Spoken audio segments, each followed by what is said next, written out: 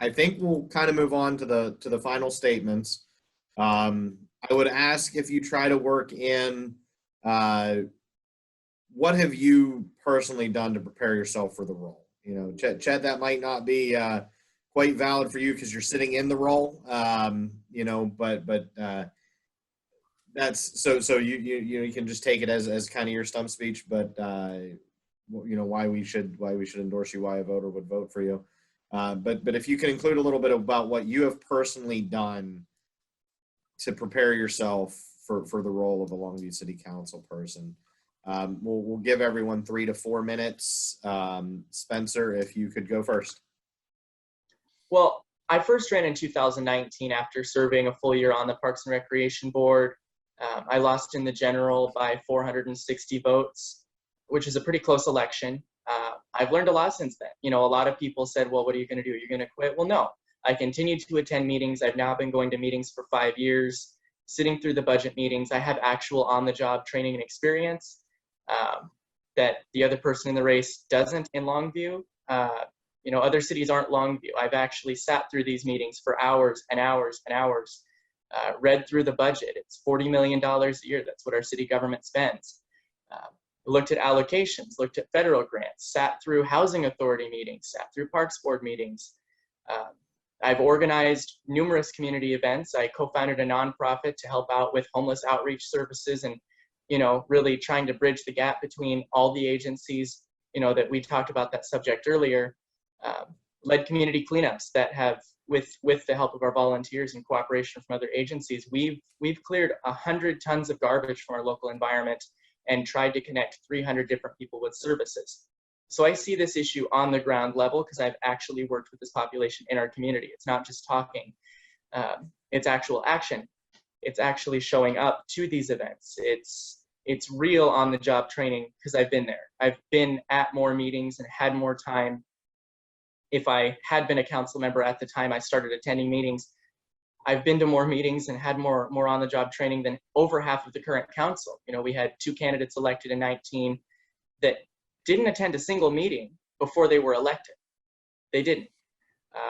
We can talk about Zoom meetings and this and that. It's actual on-the-job experience. It's living the struggles. It's paying your rent here. It's dealing with our employment issues. It's dealing with our economic development issues. Showing up and talking to people at teachers' union strikes. Showing up and talking with people and learning and hearing their real struggles. I run a news and talk show Facebook page that reaches 40,000 people every week.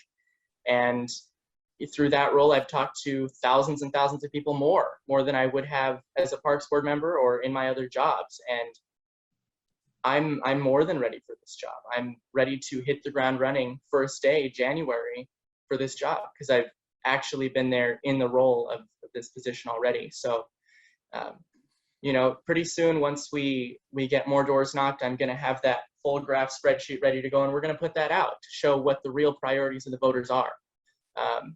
People want government that works for them directly and hears their concerns and their queries and their wants and their needs and their hopes and their fears. And that's what I represent, because that's what I've been living, and that's what I've been doing for 6 years. So I would appreciate support of TDN and support of the voters in November when ballots are in hand in about 25 days. So thank you. Thank you. Tom, if you can go next, please. Thanks, Dave.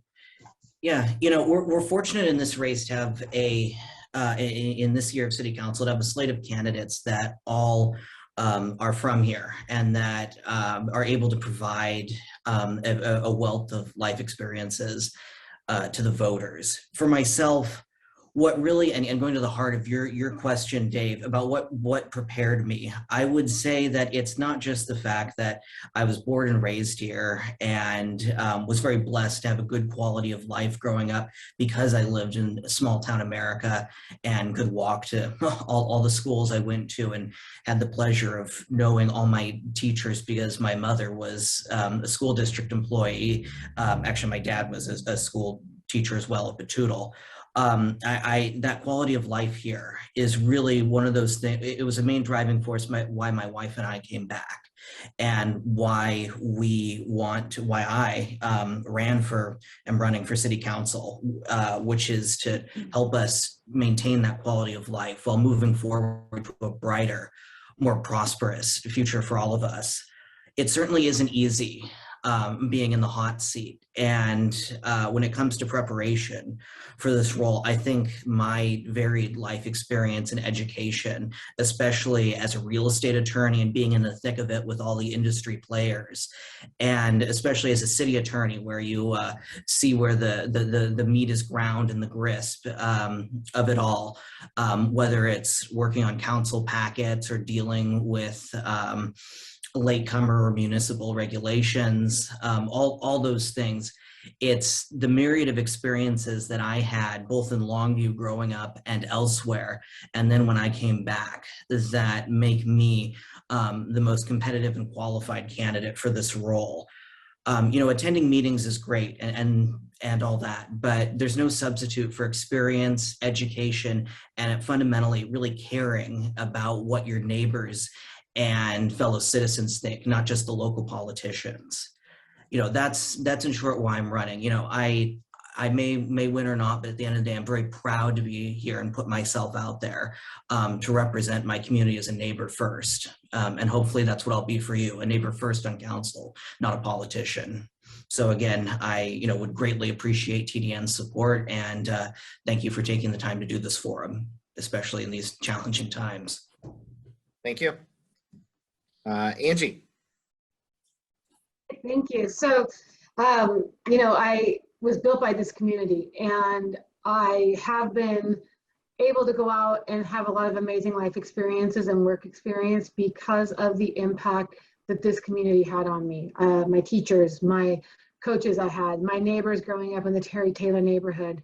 That is what helped launch me to be able to go out in the world and do the things I've been able to do. And I feel like that work experience I've had over the past 25 years of leading executive, employee communications, working in different industries. I've worked in nonprofit fundraising for youth scholarships.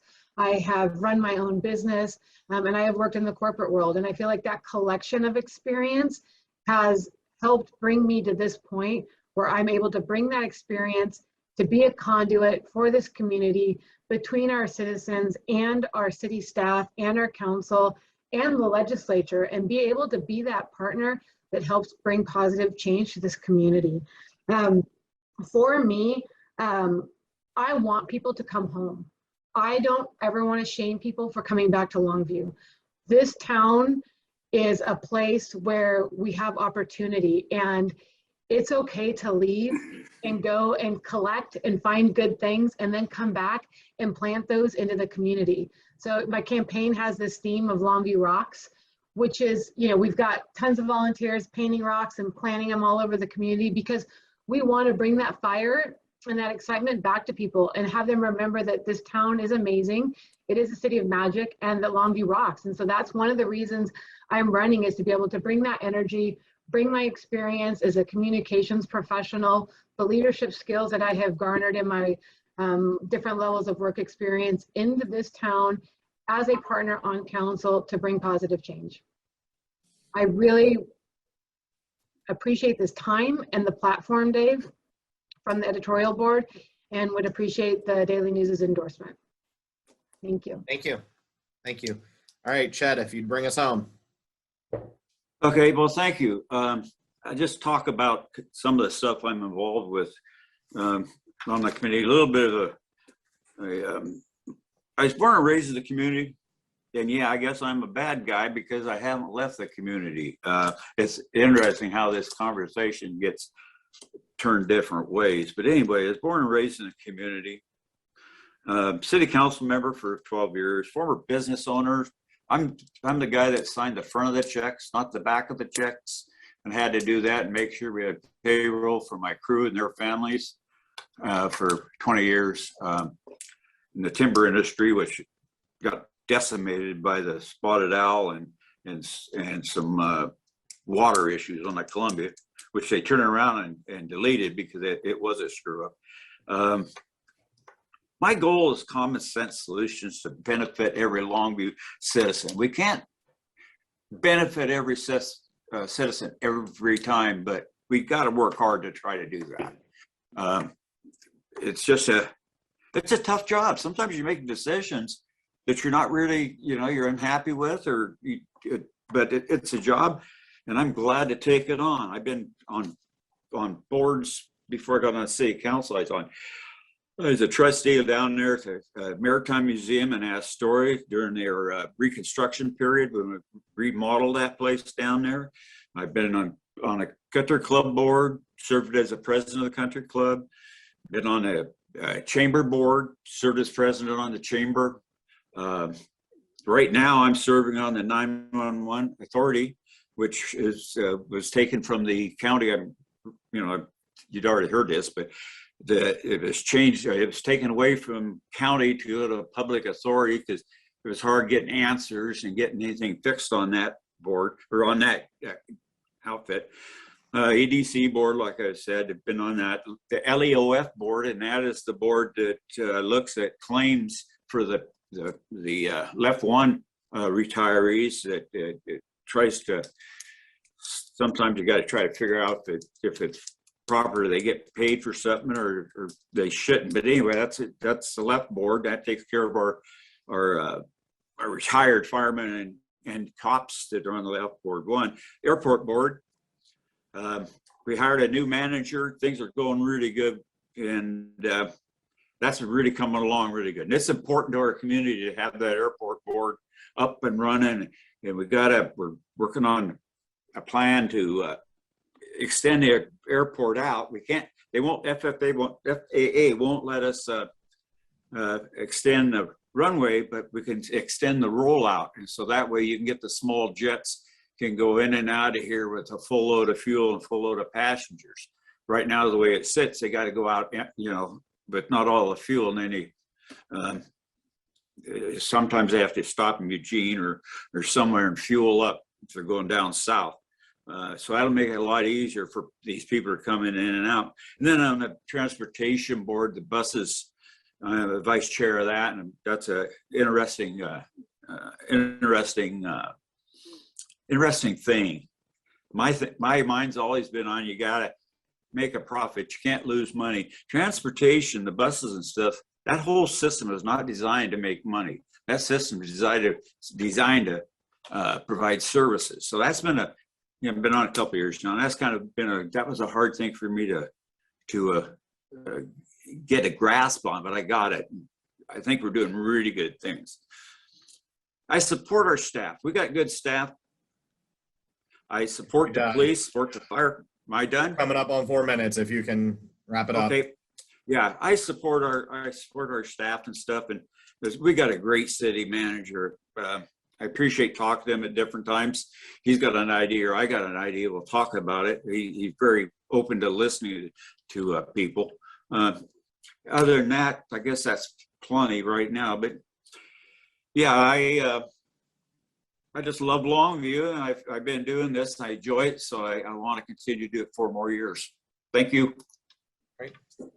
Thank you all. You thanked us for our time, but we certainly thank you for yours. You've stepped away from family and jobs and campaigning and door knocking and all the things you're doing. So thanks for taking a little time to talk to us, and we'll certainly be in touch.